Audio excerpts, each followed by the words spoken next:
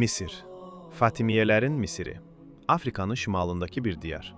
Paytaxtı da Qahirədir, hansı ki onu Fatimiyələr inşa etmişlər.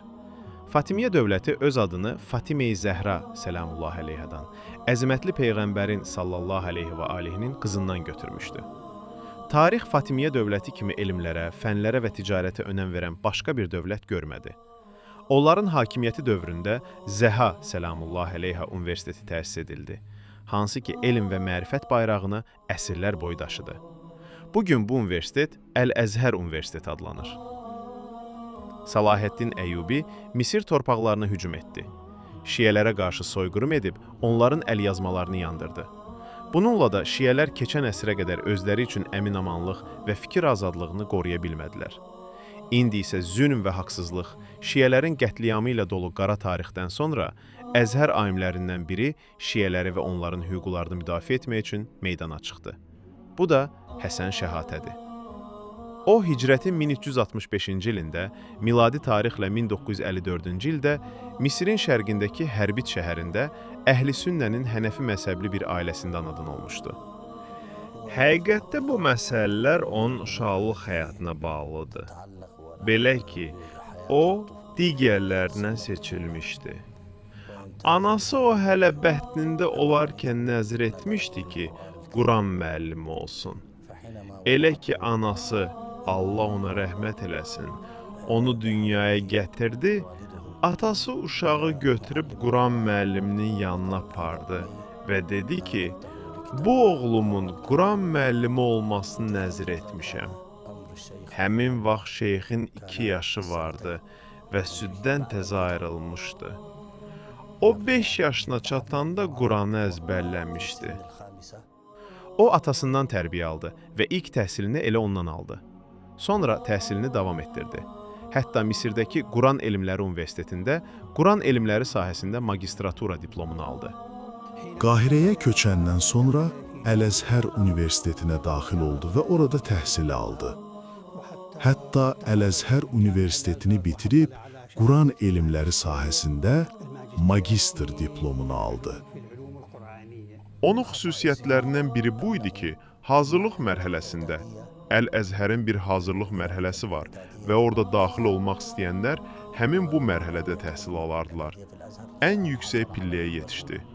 Bu da onun Əzhərki ilk təhsili oldu. Ömrünün 3-cü yarısında kəndindəki məsciddə ilk cümə xütbəsini etdi. Bu xütbə silahlı qüvvələrə yetişdi. O, Misir ordusunda mənəvi dəyərlər üzrə məsul şəxs idi. Həmçinin onun Allahın Gözəl Adları adlı elmi toplantıları da olmuşdu. Hansı ki bu xütbələr Misirin 1-ci televiziya kanalında yayımlanırdı. Başqalarından seçilmək və bununla yanaşı onun özünə məxsus mühüm bir xüsusiyyəti vardı. Bu da Allahın kitabına mərifətli olması idi. O, Quranı təfsir edərdi. Onun Misir televiziyasında Allahın Gözəl Adları adlı verilişləri vardı. Bu verilişə dünyadakı Əhl-i Sünnədən milyonlarla insan baxardı. O, Əlləmi Həsən Şəhadə adlandırılırdı. Əl-Əzhərin alimi və Qahirənin ən böyük məscidlərinin birində imam cəmaat idi. Sənə deyim ki, Şeyx Həsən Şəhadə alim idi və Əhl-i Sünnənin ən böyük təbirinə nail olmuşdu. Yəni, o bir məsciddə cümə xətibi idi, hansı ki bu məscid Qahirədə İsrail səfirliyinin qarşısında yerləşirdi. O, Misir ordusuna bir çox xütbələr etmişdi. Belə ki, onu aparırdılar ki, ordunu həvəsləndirsin, onlara cihad fikrini aşılasın. Beləliklə də o, elmi baxımdan yüksək pilləyə yetişmiş, əlbəttə ki, Quranı da əzbərləmişdi. Bununla da Əhl-i Sünnənin dini elmlərində böyük alimlərindən oldu. Şeyx Həsən Şəhatə təkcə Əl-Əzhərin alimi deyildi. Əksinə, oranın bir çox alim və imamların ustadı olmuşdu. Hansılar ki, onun şagirdləri olmuşlar və onun elmindən bəhrələnmişlər. O, Əhl-i Sünnə alimləri ilə diskusiyalar edər. Onları Əhl-i Beyt əleyhüssələmin məzhəbinə etiqad etməyə dəvət edərdi. O məzhəbə ki, ona uzun müddətli axtarış və təhqiqatdan sonra 50 yaşında üst tutmuşdu. Bu da o deməkdir ki, artıq şiə olmasını elan etmişdi. Şeyx Həsən Şəhatə elə ki elmdə böyük və ali məqama yüksəldi, Bu zaman İslam məzhəbləri arasındakı ixtilaf problemi ilə üzləşdi. Odur ki, İslam məzhəbləri arasındakı ixtilafın səbəbini və hansı məzhəbin haqq olduğunu öyrənməyə və onun dərinliklərinə getməyə başladı. O, uzun müddət elmi axtarışlarda çətinliklər yaşadı. O vaxta qədər ki, Əhl-i-Beyt əleyhimussalamın məzhəbinin haqlı olmasına qane oldu, Şiəliyi qəbul etdi və bunu açıq-aydın elan etdi. Miladi tarixlə 1996-cı ildə Nicat gəmisinə, Əhl-i-Beytin əleyhimussalamın gəmisinə mindiyini söylədi. Şeyx Həsən Şəhatə Əmir əl-Mömininin əleyhissalamın vilayətini uca səslə söyləyər. Çıxdığı hər bir minbərdə və müxtəlif informasiya vasitələrində onun düşmənlərindən bəraət alardı. Hətta bu geniş rezonans doğurdu və nəticəsi də yüzlərlə insanın ondan haqqı eşitdiklərində arxasınca düşməsi oldu. Onu haqq məzhəbindəki fəaliyyətlərinə gəlincə, Misirin qəzet və məqalələrinin yazdıqları kifayətdir ki, o ən mübahisə və çox səs-küy yaradan şeyxlərdən biri olmuşdu.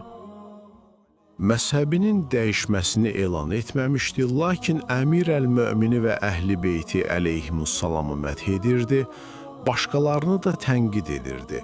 Onlar da dedilər ki, Şiəliyi qəbul edib. Məsələn, ondan ilk dəfə müsahibə alan Ruzel Yusuf olmuşdur. Ruzel Yusuf yazmışdı ki, İmam Həsən Şəhatə Şiəliyi təfsilatı ilə qəbul edir. Bu da 94-cü ildə olmuşdu. 1994-cü ildə təxminən. Dəyişmək və yenilənmək iki həqiqətdir ki, Şeyx Həsən Şiəliyi qəbul etdikdən sonra üz-üzə qaldı. Onun Şiəliyi qəbul etdiyi ərəfələr Hüsnü Mübarəkin Misirdəki hakimiyyəti vaxtında təsadüf etdiyi üçün 3 il müddətində həbs edildi. Onun ölkəni tərk etməsinə qadağa qərarı çıxdı. Miladi tarixlə 1997-ci ildə həbsxanadan azad edildi. Lakin ona yönəlmiş ittihamların geri götürülmədi.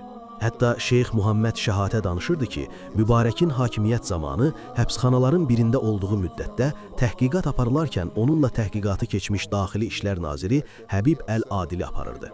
Ona demişdi ki, biz səni hazırlayırdıq ki, Şeyx Şəravinin davamçısı olasan.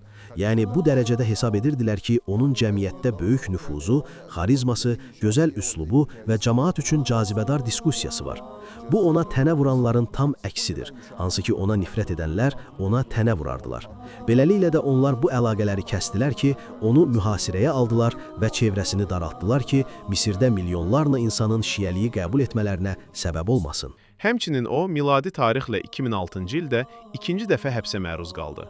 Lakin bu dəfə tək o deyil, onun yanında olan 300-dən çox şiələrlə birgə.